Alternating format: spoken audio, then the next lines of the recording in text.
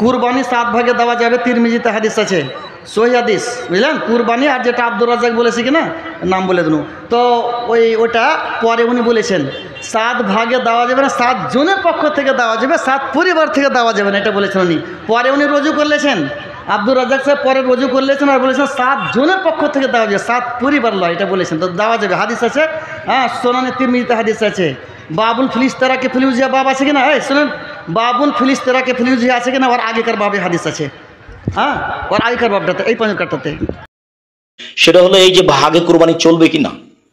জাবের রাদিয়াল্লাহু তাআলা আনহু বলেন, রাসূল সাল্লাল্লাহু আলাইহি ওয়াসাল্লাম বলেছেন, আল বাকারাতুন সাবাতিন আল জাজুরুন সাবাতিন, গরু 7 জনের পক্ষ থেকে আর উট 7 জনের পক্ষ থেকে।